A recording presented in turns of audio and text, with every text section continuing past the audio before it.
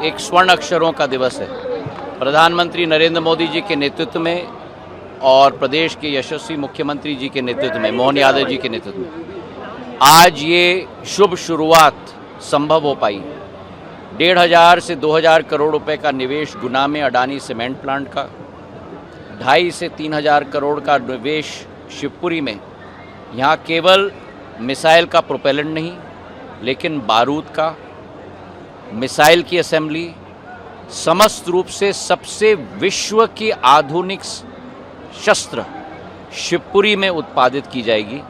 और ये भी मैं कहना चाहता हूँ कि ये दक्षिण एशिया का सबसे बड़ा, भारत का नहीं, संपूर्ण दक्षिण एशिया का सबसे बड़ा निवेश निजी क्षेत्र की कोई कंपनी का है जो आज शिवपुरी में संभव हो पाया है।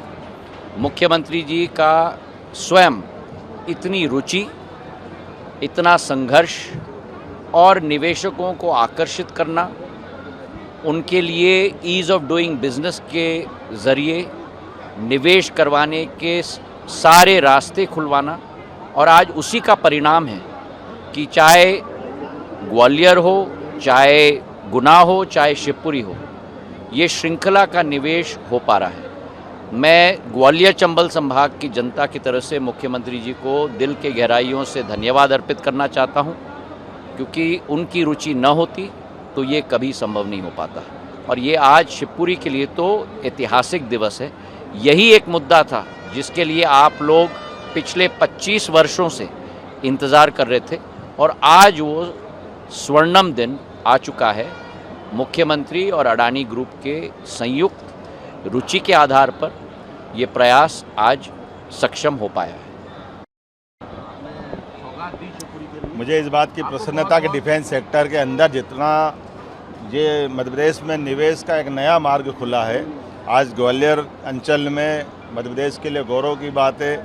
हमारा डिफेंस कॉरिडोर का पहला प्रोजेक्ट लगभग 2,500 करोड़ से 3,000 करोड़ का, जहां मिसाइलें बनेगी, मिसाइल से लगा करके सारे प्रकार के आर्म्स की जो आवश्यकता है वो सारे विकास के साथ साथ यहाँ पर रोज़गार भी मिलेगा, और मिसाइल भी 1,000 किलोमीटर लंबी वाली, जिस प्रकार से उन्नत प्रकार की जो चीज़ें हो सकती है वो सब होकर के ये ग्वालियर अंचल के लिए गौरव की बात रहेगी, गर्व की बात रहेगी। मेरी अपनी ओर से बधाई दे रहा हूँ, मेरी अपनी ओर से बधाई देना चाहूँगा। साथ साथ 211 करोड़ के अलग अलग विकास कार्यों का लोकार्पण, भूमि पूजन भी यहीं संपन्न हुआ, जिसमें 6 से 8 सांदीपनि विद्यालय जो बनकर तैयार हो गए, और नए 2 पुल, सड़क, अलग अलग प्रकार के निर्माण कार्य, जिसकी विस्तार से बात करने का समय कम पड़ेगा।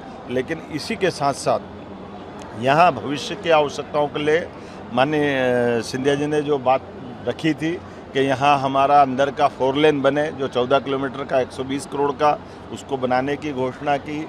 यहाँ भगवान शिव की, आदि शंकर स्वरूप की बड़ी विस्तृत मूर्ति बने, और साथ ही साथ वो टूरिज्म का, जानकारी का केंद्र भी बने।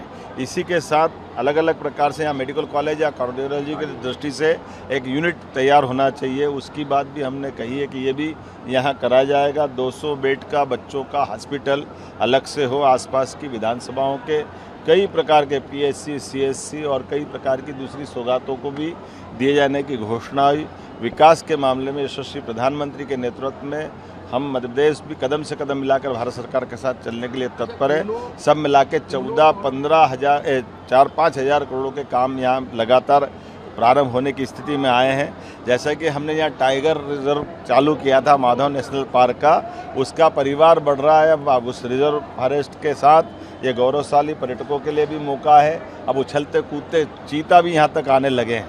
हमारे लिए सौभाग्य की बात है। ये पूरा अंचल सभी क्षेत्रों के साथ और भी आगे बढ़ेगा, और भविष्य में कई सारी सौगात मिलेगी। मेरी अपनी ओर से बधाई। और एक और चीज़ जिसके लिए हमको धन्यवाद है, शिवपुरी का एयरपोर्ट जो हमने पूर्व में स्वीकृत करवाया था, जो नागर विमानन मंत्रालय से भी मैंने स्वीकृत करवाया था और मुख्यमंत्री जी ने भी स्वीकृति दी थी। वो जो ज़मीन हमने दी थी वो पर्यावरण के बहुत करीब है, तो नया ज़मीन हम लोग ढूंढ रहे हैं, और नए ज़मीन के आधार पर दोनों सरकार, केंद्र और मुख्यमंत्री जी मध्य प्रदेश शासन के द्वारा वो एयरपोर्ट भी निर्मित किया जाएगा। एक मुख्यमंत्री जी, अभी जब इतनी सारी घोषणाएं की, आपका शिवपुरी की पहचान पर्यटन के रूप में है। टाइगर को आपने छोड़ा, चीता लेके आए आप, बहुत बड़ा काम महाराज के साथ आपने यहाँ पर किया।